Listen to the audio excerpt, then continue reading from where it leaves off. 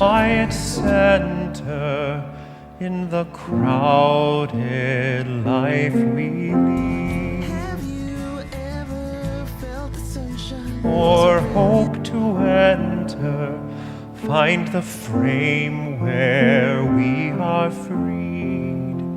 Clear the chaos and the clutter, clear our eyes that we can see all the things that really matter.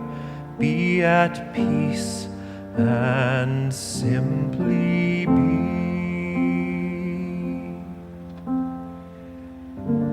It has been quite a week. On my ride into UUCA this morning, I saw a yard that was full of political signs, and taped to one of the political signs was a piece of cardboard on which someone had written, "It is a good day." I was struck by how moved I was by just seeing "It is a good day." It's been hard to see the good days through all of the chaos and the clutter of this time. I hope this morning we can find that quiet center in this crowded life that has been thrust upon us in the last few days, weeks, months, years. Let us sing together. Come and find the quiet center in the crowded life we lead. Find the room for hope to enter. Find the frame where we are freed. Clear the chaos and the clutter. Clear our eyes that we can see all the things that really matter. Be at peace and simply be.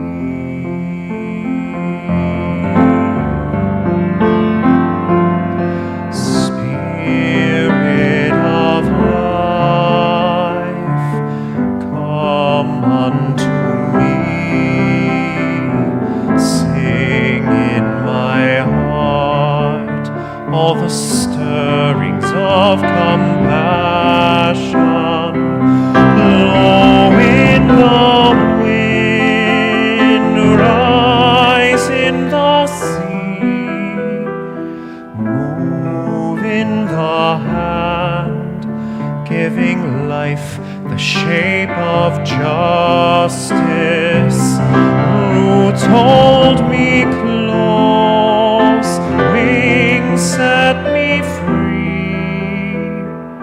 Spirit of life, come to me, come to me.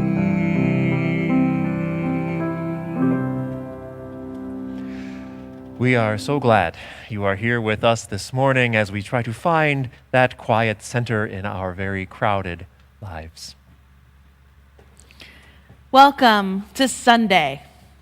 Welcome to a new dawn, a new day.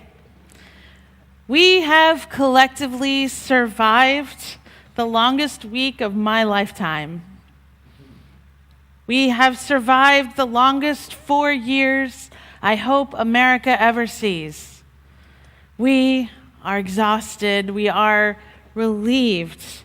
Relief actually doesn't cover it. We need a whole new word for a democracy that just narrowly dodged fascism. Wherever you place your faith, in God, in a higher power, in humanity, in the natural worlds, you are welcome here to worship with the Unitarian Universalist Congregation of Atlanta. My name is Reverend Taryn Strauss. I am senior minister of this congregation, and it's an honor to be joined by two of my favorite musical thirds, James Richards and Don Milton, both the third. All I know is I do have a joy down in my heart. And this is the hour I feel closest to it.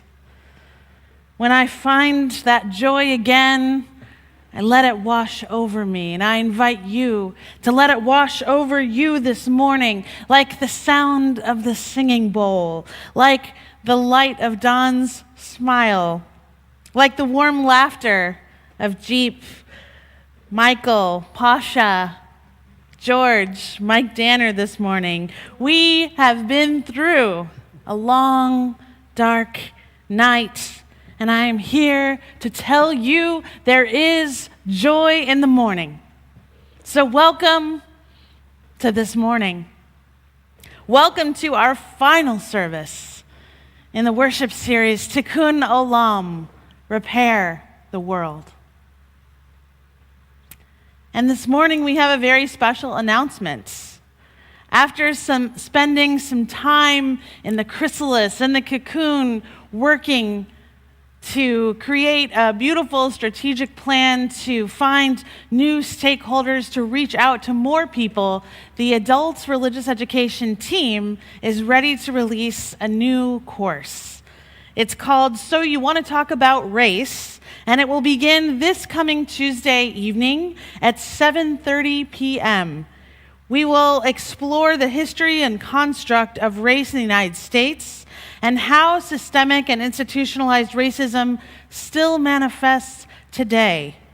Andrea Barra, lifelong Unitarian Universalist and Associate Director of Assessment at Emory, will lead this course, will facilitate. The recording of the session and a follow-up discussion will take place on Sunday, November 15th at 5 o'clock p.m. And in fact, each session of this fall series will happen on both Tuesdays and Sundays. I am hoping that someone is dropping a link to that class for this Tuesday, November 10th, into the live chat. If not, you will see it either on our website or in a follow-up email, I am sure.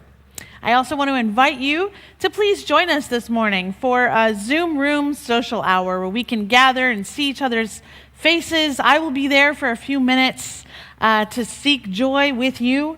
And so please do sign up for that Zoom social hour by following the link that comes to you in our weekly update email or the link being dropped into the live chat right now. Through our live chat, you can express care and love for one another. And as you use, we know that we have a lot of varied opinions. It's a strength of our faith and our congregation.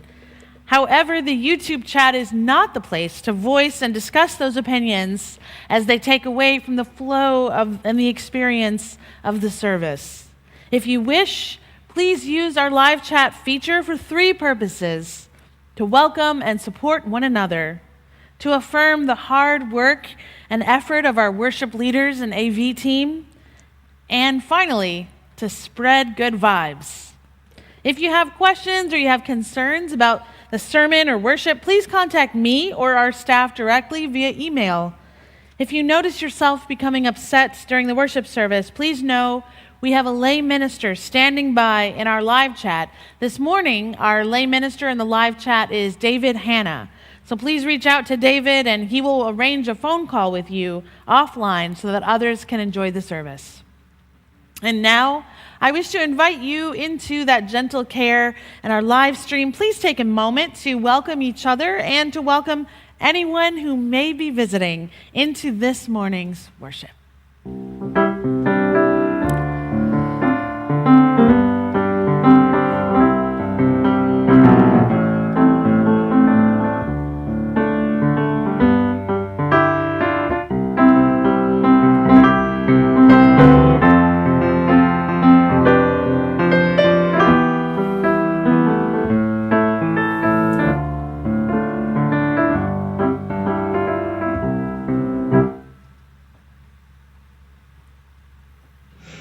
Hello UUCA. My name is Michael Kahn, and I am a proud youth here in the YRU program.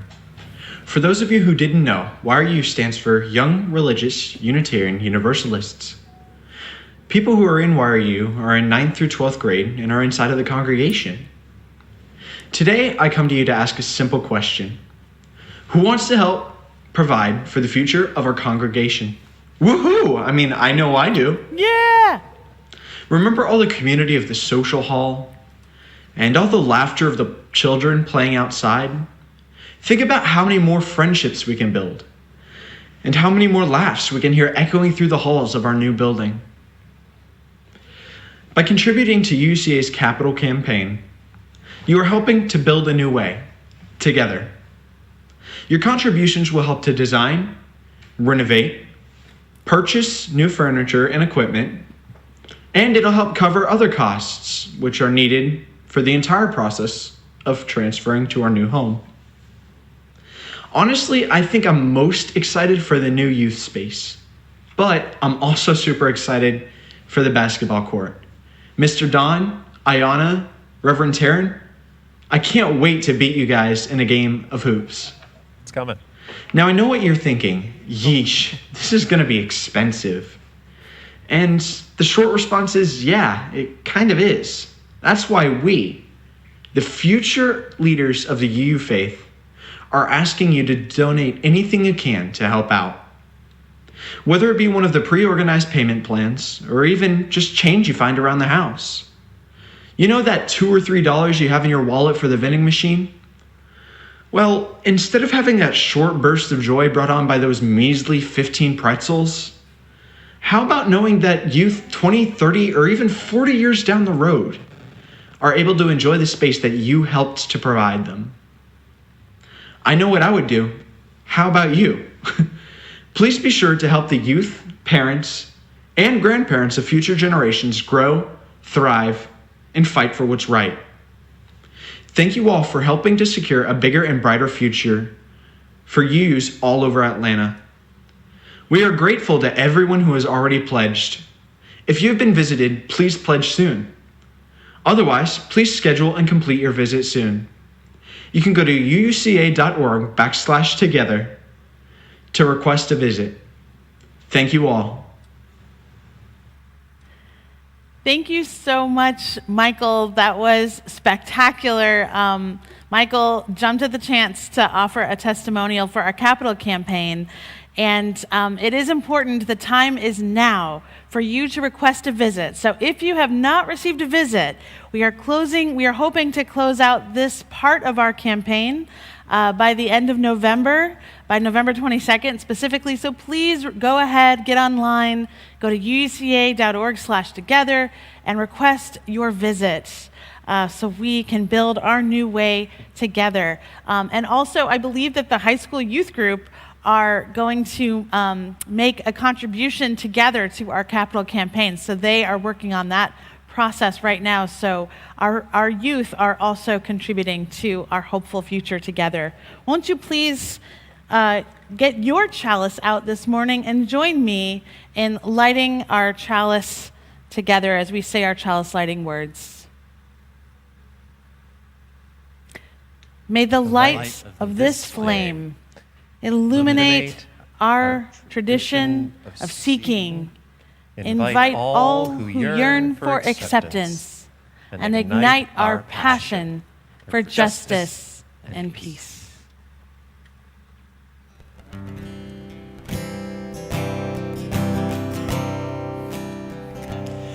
Many's the time I've been forsaken, and many times confused. Yes, and often felt forsaken, and certainly misused. Oh, but I'm alright, I'm alright. Just weary to my bones. Still, you don't expect to be bright and bon vivant, so far away from home, so far away from home. And I don't know a soul who's not been battered. I Don't have a friend who feels at ease, and I don't know a dream that's not been shattered or driven to its knees. Oh, but it's alright, it's alright. We've lived so well so long. Still, when I think of the road we're traveling on, I wonder what went wrong. I can't help but wonder where it went wrong. And I dreamed I was dying, and I dreamed that my soul rose unexpectedly, and looking back down on me, smiled reassuringly. And I dreamed I was flying high above. My eyes could clearly see the Statue of Liberty sailing away to sea. And I dreamed I was flying. We come on the ship they call the Mayflower. We come on a ship that sailed the moon. We come in the age's most uncertain hour and sing an American tune. Oh, but it's alright, it's alright. You can't forever be blessed. Still, tomorrow's going to be another working day, and I'm trying to get some rest. That's all I'm trying, to get some rest.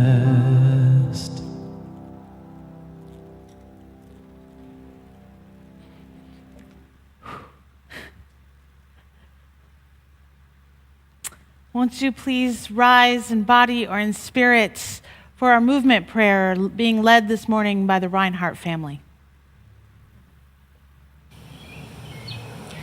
First, we bow to honor the spirit of life. We lift our arms and embrace the gifts of spirit. We bring these gifts unto ourselves with gratitude and breathe and smile. We share these gifts with the world. We remember to be present. Honor. Embrace. Gratitude. Share. Be present.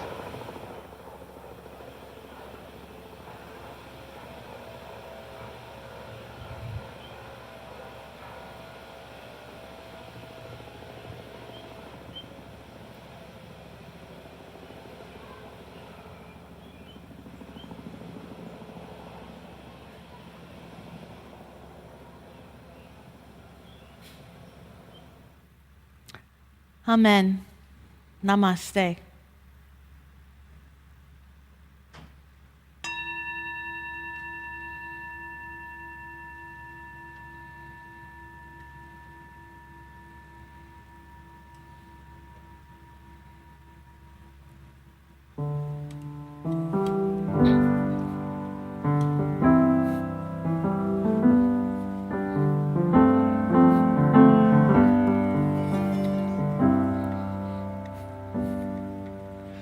Love will guide us. Peace has tried us. Hope inside us will lead the way.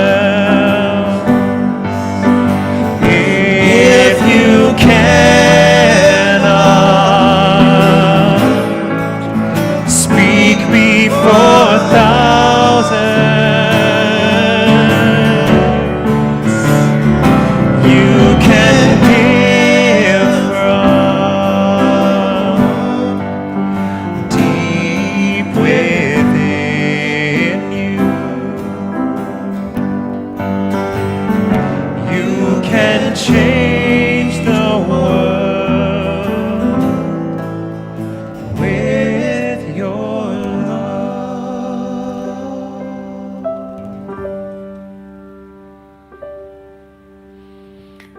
Let us put hands upon hearts and feel the warm connection.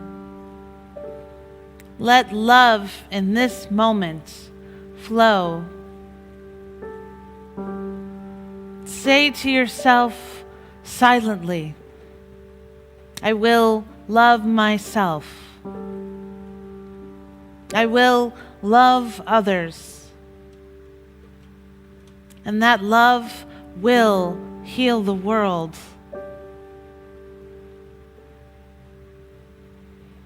At this time, we hear the joys and sorrows of this congregation. It is with deep sadness I announce the passing of longtime UUCA member Richard Bergman. Richard passed away on November 5th after a 10-month struggle with leukemia. Richard was president of the Atlanta PFLAG chapter and had been very active in UUCA's Hope Hill School project. Richard's spirit and generosity will be deeply missed. We send loving energy to his friends and community at UUCA and beyond.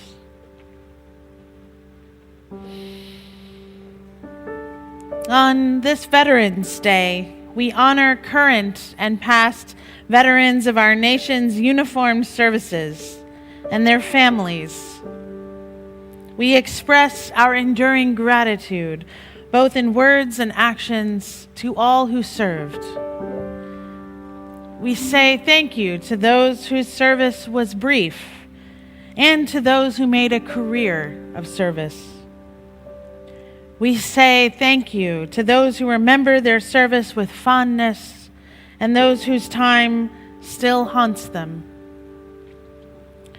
We say thank you to those who returned to us largely intact, who found jobs, started families, who continue to serve their communities. And we say thank you to those who returned with brokenness so deep they struggle to find a role or even a home in our communities. Our roll call this morning reminds us that these are not nameless people who serve. So as I name a form of national service with which you identify, please name your rank, your name, and or the branch you served in the comments section. We honor those who served during World War II. We honor those who served during the Korean War. We honor those who served during the Vietnam War. We honor those who served during the First Gulf War. We honor those who served during the war in Afghanistan and Iraq.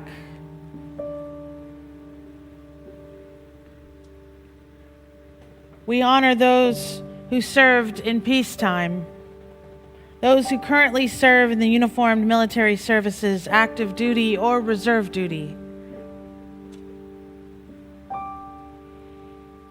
We honor family members of anyone who has served or is currently serving in the uniformed military. We honor your service and that of your family, the integrity and the courage of your choice to serve. And we honor that November 11th, Veterans Day, is also Armistice Day, marking the armistice signed between the Allies of World War I and Germany. Veterans Day encompasses veterans of all wars, but we do not only remember the skills and sacrifices of war our veterans have made, but also each of their actions for peace. May we add our actions of peace to theirs.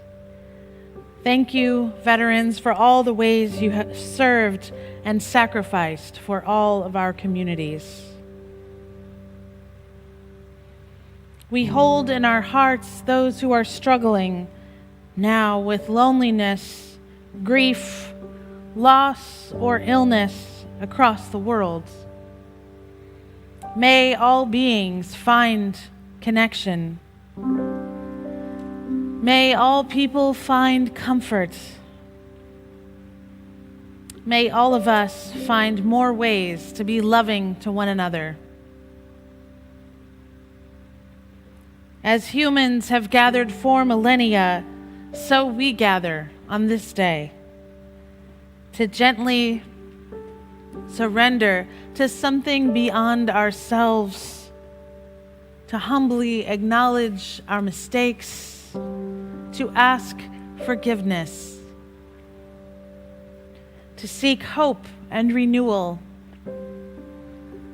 to honor the earth that supports and sustains life,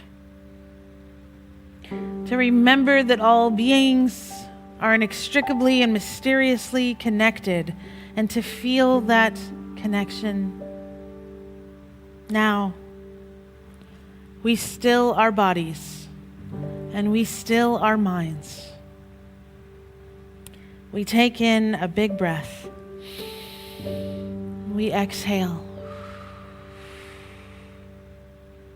We relax into this space that our intentions make sacred. We enter into the wise silence.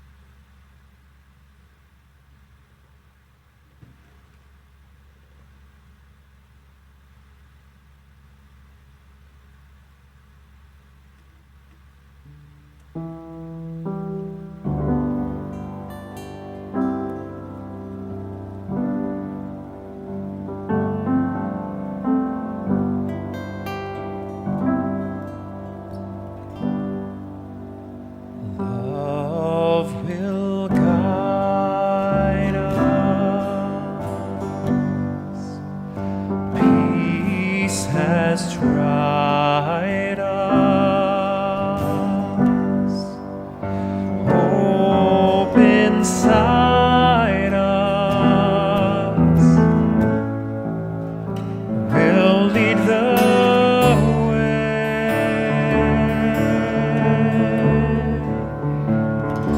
on the road from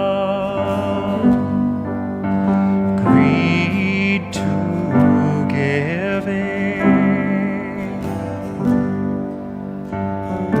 Love will guide us through the hard night.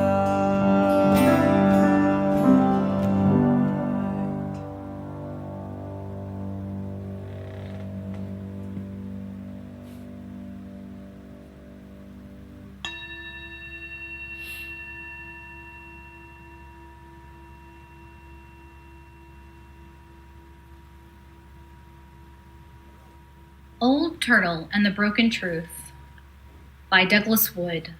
Illustrations by John J. Muth. Adapted and read by Laura Beth Brown.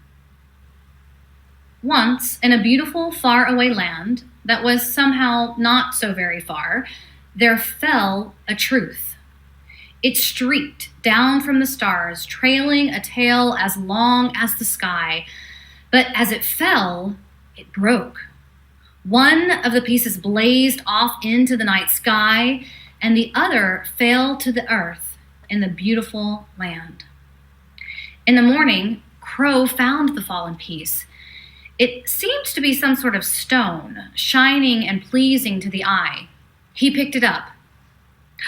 "This is a lovely truth," said Crow. "Caw-caw! I will keep it." And he carried it away But after he held it for a while, Crow said, "This truth does not feel quite right. A part of it is missing. I will look for a whole one." And he flew off and dropped it to the ground, and it lay on the ground, forgotten. Then a human being found it.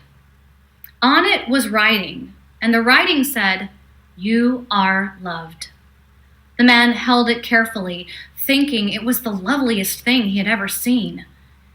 He took the wonderful truth to his people, those who lived with him, who spoke as he spoke and dressed as he dressed, and whose faces looked like his. And together they cherished their newfound truth and believed in it. The truth made the people feel good and proud and strong, but soon they began to feel fear and even anger toward those who were not like themselves and did not share their truth. Time passed, and other people said, "We must have this great truth for ourselves, for with it comes happiness and power." Many battles were fought, and the broken truth was won and lost over and over again. But such was its power and beauty that no one ever doubted it. And when they were without it, they felt a great emptiness where the truth had been. And the suffering continued.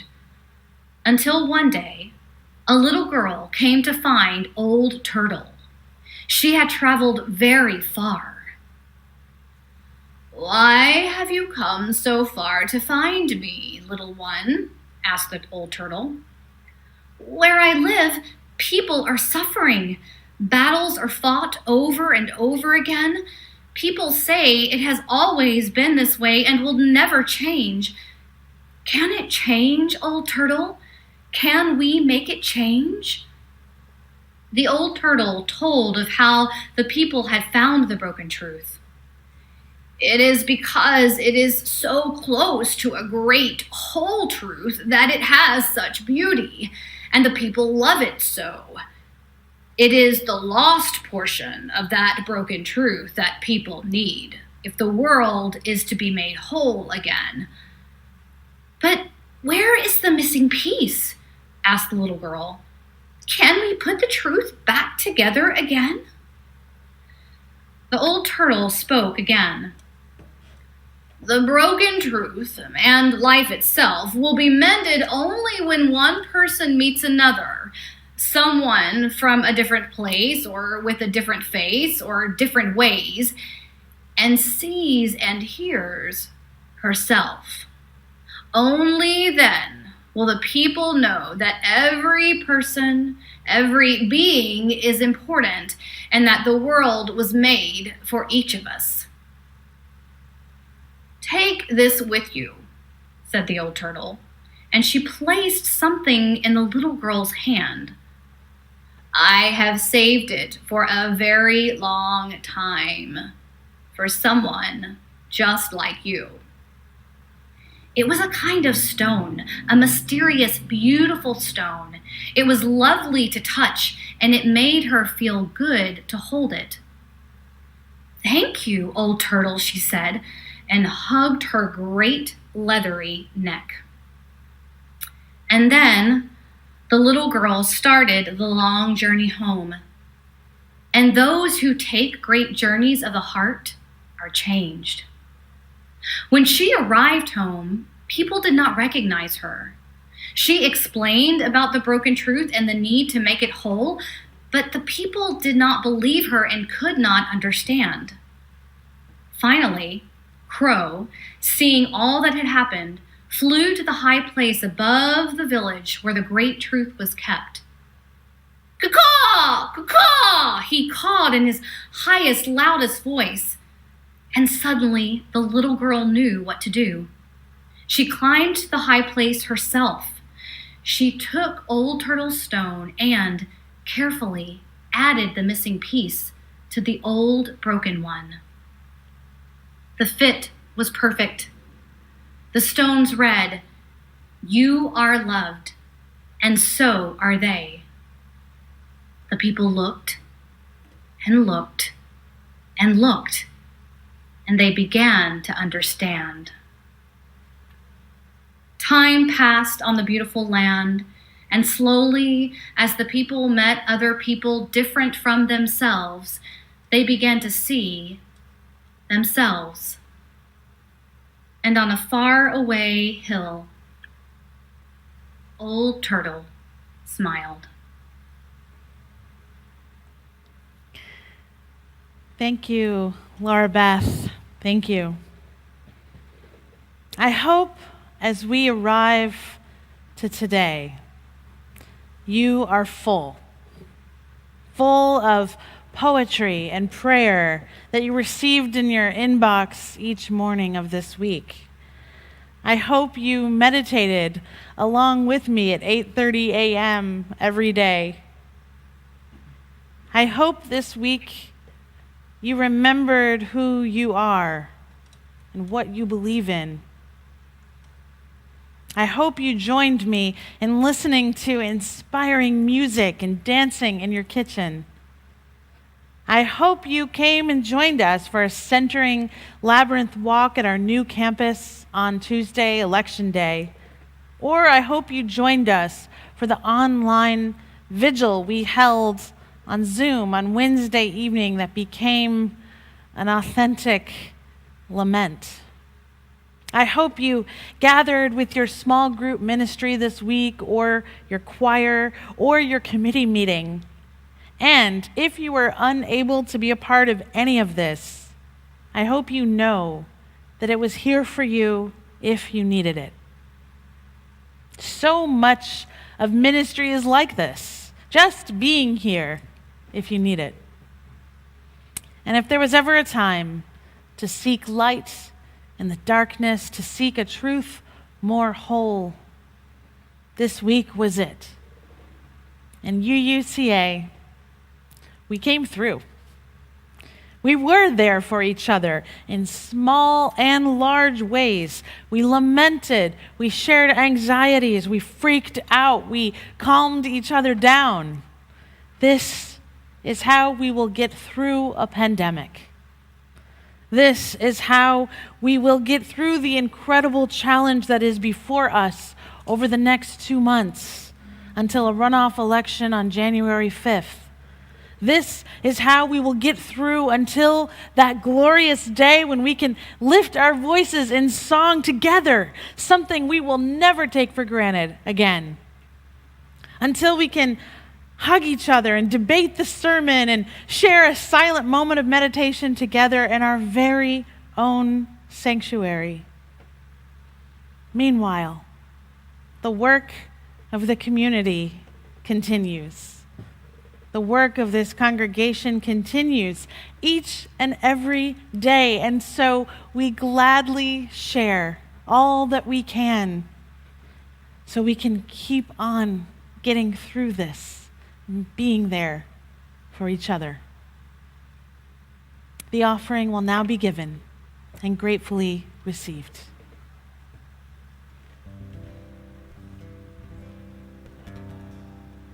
With nearly 240,000 Americans have died from COVID, and so many people have been touched by that. And back in April, COVID took one of our finest songwriters, John Prine. And I think about his music all the time. It's been a great balm for me and my family. And this song in particular, is, I think, very appropriate for this moment. It's called Only Love.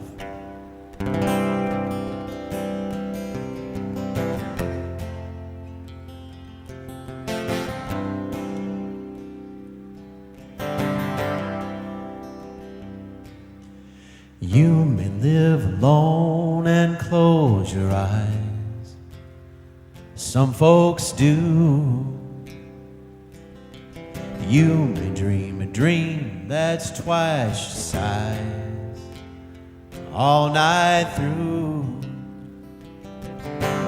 When the morning comes, who's to tell your dreams? Only you, only you.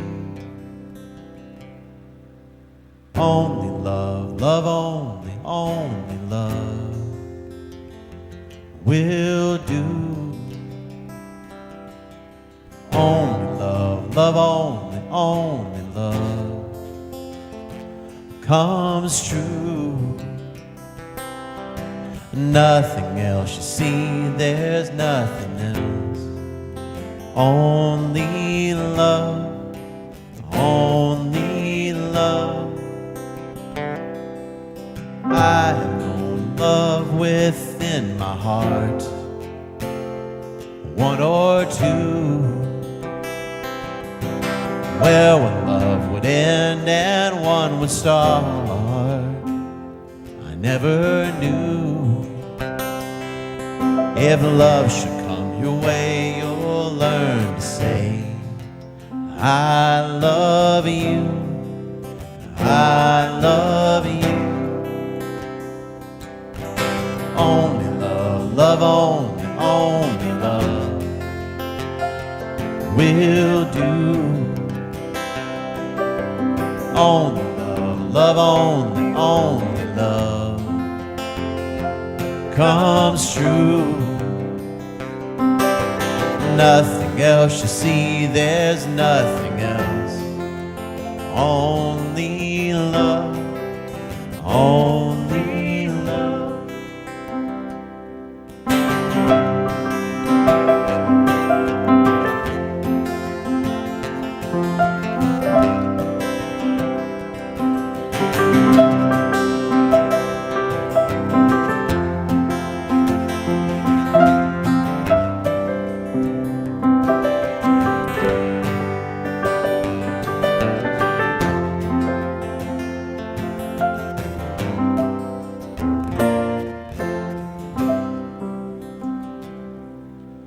Only love, love only love will do. Only love, love only love comes true. Nothing else you see, there's nothing else. Only love, only love, only love.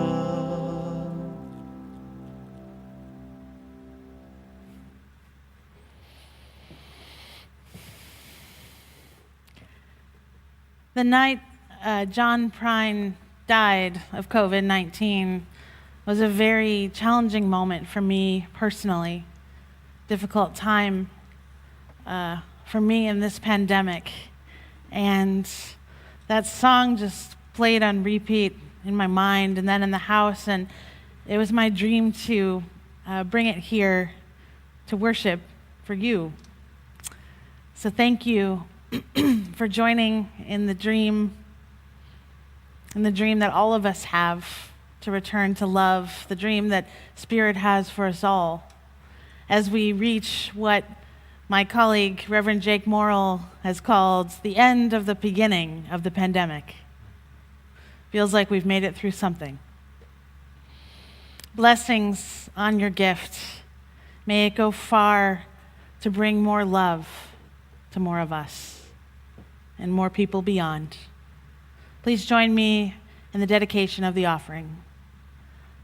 To the work of this congregation, which is weaving a tapestry of love and action we call community. We dedicate our lives, and these are offerings.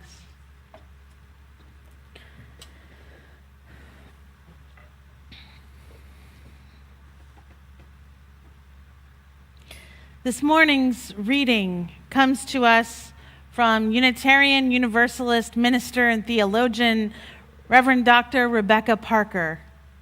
This poem was read on my ordination day when the UU congregation of Atlanta ordained me last spring. It's called Choose to Bless the World, and it means everything to me. Your gifts, whatever you discover them to be, can be used to bless or curse the world. the mind's power, the strength of the hands, the reaches of the heart, the gift of speaking, listening, imagining, seeing, waiting. Any of these can serve to feed the hungry, bind up wounds, welcome the stranger, praise what is sacred, do the work of justice, or offer love. Any of these can draw down the prison door, hoard bread, abandon the poor, obscure what is holy, comply with injustice, or withhold love. You must answer this question: what will you do with your gifts? Choose to bless the world. The choice to bless the world is more than an act of will, a moving forward into the world with the intention to do good. It is an act of recognition, a confession of surprise, a grateful acknowledgement that in the midst of a broken world, unspeakable beauty, grace, and mystery abide. There is an embrace of kindness that encompasses all life, even yours. And while there is injustice, anesthetization, or evil, there moves a holy disturbance, a benevolent rage, a revolutionary love, protesting, urging, insisting that which is sacred will not be defiled. Those who bless the world live their life as a gesture of thanks for this beauty and this rage. The choice to bless the world can take you into solitude to search for the sources of power and grace, native wisdom, healing, and liberation. More, the choice will draw you into community, the endeavor shared, the heritage passed on, the companionship of struggle, the importance of keeping faith, the life of ritual and praise, the comfort of human friendship, the company of earth, the chorus of life welcoming you. None of us alone can save the world. Together, that is another possibility, waiting. So ends the reading. I guess I want to tell you about my 5-year-old son's ministry of late. I will call it a ministry, what he's been doing lately, just this past maybe month or two. When we go out, so he's 5, and when we go out on a bike ride or go to a park or go on a walk together, and he sees people, particularly men, he tells them he loves them. He does this knowing, because he's been doing it for a few months, that it makes them a little uncomfortable. And for some of them, it makes them very uncomfortable. As he's riding his bike, he'll see a man walking with another man. Maybe they're walking a dog. Maybe they're friends. Maybe their family, son and father. And he says, "I love you. I love you." If they don't answer, he'll say it again, louder, until finally they say, "Also have a good day," or they say, "Thanks." I mean, it's just very awkward. And I feel like what he's doing in this ministry of his, insisting on telling men he loves them and hearing their response and letting them hold his love for them. And he says it earnestly. And he tells us later, "I told him I loved him." We say, "Yes, I heard." I think what he's doing is in defiance of toxic masculinity, and it's just a praise for his love of guys, of people, of maybe hoping to one day grow up to be just like them. And also insisting on loving them. Insisting on loving them right there on the street, right there in the moment when we have to stay distanced. In some ways, I think this is his response to the distance. Yeah, we can't shake hands anymore, we can't walk too close to each other, but we can still shout from the other side of the street, I love you. You, it's you, I love you. Your gifts, whatever you discover them to be, can be used to bless or curse the world. The mind's power, the strength of the hands, the reaches of the hearts, the gift of speaking, listening, imagining, seeing, waiting. How do you love something? How do you love? This is a question I have asked myself time and time again throughout my life. And I think the way I love something is by wanting it to be better and making it better. This is how I love my faith, my congregation, and my country. I want us all to be better. And I know, too, that the opposite of injustice is not love.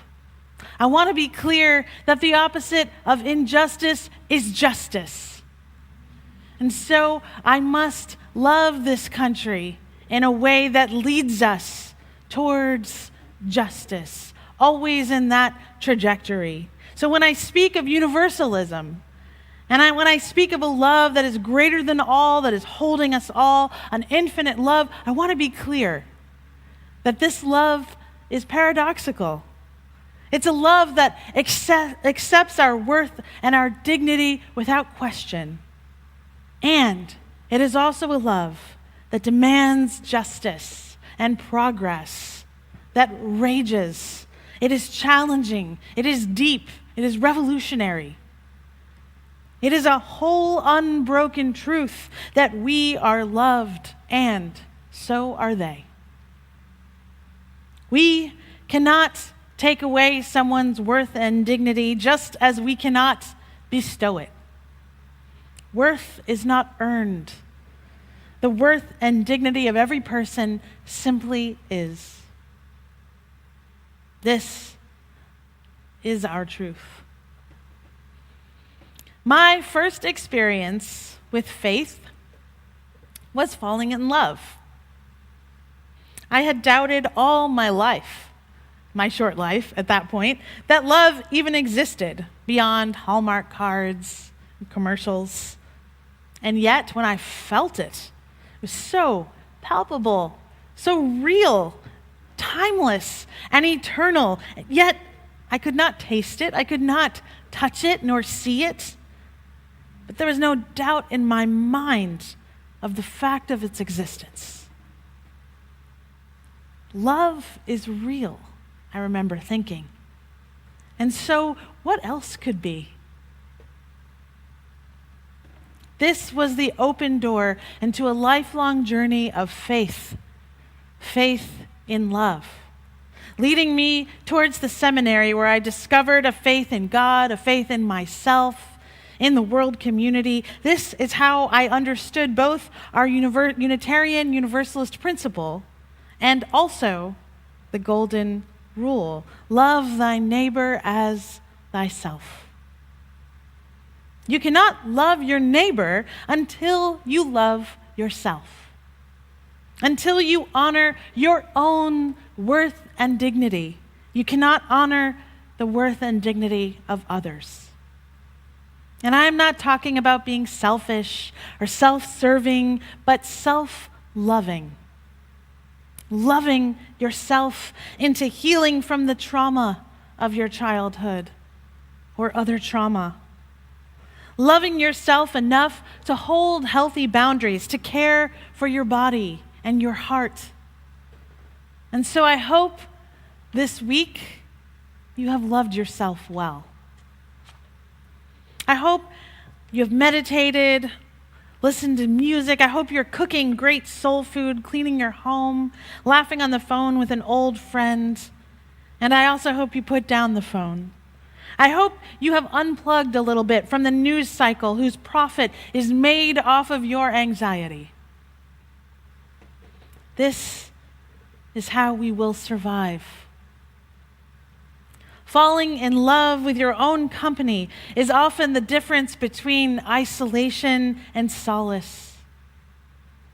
Each morning this week, as you know, I meditated for a full 15 minutes, sometimes more, and I could not believe how much I was affected by the practice. Just 15 minutes. The first 5 minutes were like going into battle. I'm not going to lie. Battle with anxious thoughts. What's going to happen? Struggling to keep still amidst the desire to take care of some business, to accomplish something, against an ongoing sensation of powerlessness. Wrestling with these thoughts, I breathed them into some kind of submission and truly just tried to love my anxieties like the yapping dogs of my mind. I breathed love into them and breathed out peace. The last 5 minutes of my meditation were finally productive. And when I would come out of it, I felt like I had done some kindness to myself, for myself. My fuse was longer when my kids would argue, my reaction time slower to whatever horrifying news was to come. Rather than feeding from a steady diet of Chiron ticker headlines at the bottom of the screen right into my brain, I decided to get my news of the week from the look on my husband's face across the room. As I did all of my work this week, he sat across from me, sending me calm smiles, breathing deeply with a reassuring wink. Sometimes when he saw my distress, he would remove his headphones and say, "This is the democratic process. They must count all the votes. It's going to be okay." Steadfast, trusting, solid. This is what it looked like to love myself through this week. To remind myself, calm is contagious. Any of these can serve to feed the hungry, bind up wounds, welcome the stranger, praise what is sacred, do the work of justice, or offer love. Any of these can draw down the prison door, hoard bread, abandon the poor, obscure what is holy, comply with injustice, or withhold love. You must answer this question: what will you do with your gifts? Choose to bless the world. This is what our universalism demands of us. Rather than curse the world, we must bless the world. Whether or not you believe America is a shining city on a hill, you have the power to bless it. And I see you bless the world every day. I see you out there working as a poll observer and then a ballot counter and curer. I see you tutoring children who need some help after school. I see you writing postcards to voters. I see you phone banking, though you are nervous about what you'll encounter. I see you bringing food to people struggling with homelessness on the streets. I see you wondering, worrying if you have done enough with all that you have to give. The choice to bless the world is more than an act of will, a moving forward into the world with the intention to do good. It is an act of recognition, a confession of surprise, a grateful acknowledgement that in the midst of a broken world, unspeakable beauty, grace, and mystery abide. There is an embrace of kindness that encompasses all life, even yours. And while there is injustice, anesthetization, or evil, there moves a holy disturbance, a benevolent rage, a revolutionary love, protesting, urging, insisting that which is sacred will not be defiled. Those who bless the world with their life as a gesture of thanks for this beauty and this rage. The choice to bless the world can take you into solitude, to search for the sources of power and grace, native wisdom, healing, and liberation. This was a difficult hour for our country. To learn that 70 million people willingly chose a bigot, an abuser, a liar, and worse. Even if you told yourself to expect nothing more, it was a devastating outcome. Many of you learned of family members and relatives whose core values you barely recognize. How could you have been raised in the same home where they were raised? You spoke of isolation, pain, confusion. Many of you learned that a great number of Americans wish to return to something more like the Jim Crow era, or else they are unmoved by inhumane policies against people who look like you or your family. Many of you struggle to feel safe in America.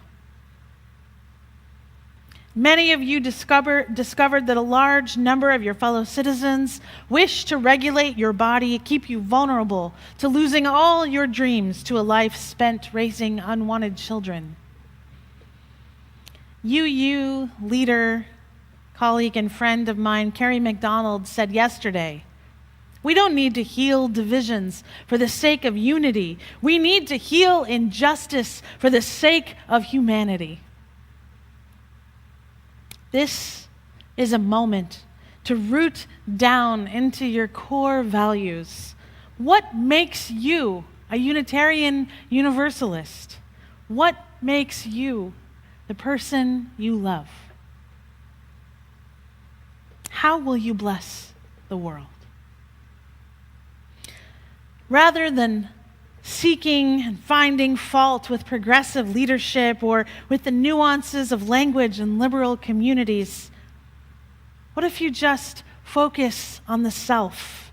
Bless the world by becoming ever more anti-racist yourself. Work on becoming a more devout feminist yourself. Become known in your community for being an excellent transgender activist, a civil rights activist. Let your Unitarian Universalist faith guide you to do the most important work of your life now. And as always, the good news is that you don't do this work alone. We are all with you. More, the choice will draw you into community, the endeavor shared, the heritage passed on, the companionship of struggle, the importance of keeping faith, the life of ritual and praise, the comfort of human friendship, the company of earth, the chorus of life welcoming you. None of us alone can save the world. Together, that is another possibility waiting. Amen. May it be so. Thank you, Taryn. So, this is my fourth Sunday morning after a presidential election at UUCA. And that is an intense service to plan for, as you might believe. You don't know where people are going to be, how people are going to feel, where the world is going to be. but rarely have we made any changes. That you try to pick the music that shows us who we are, not what the world is outside of us. And this is a service about love and hope and connection and moving forward, being our better selves. And that's what we need no matter what happens in the political sphere. We comfort each other. We hope with each other. This would have been the closing song, no matter what happened. This is Holly Near's I Am Willing. I am open and I am willing, for to be hopeless would seem so strange. It dishonors those who go before us. So lift me up in the light of change. There is hurting in my family. There is sorrow in my town. There is panic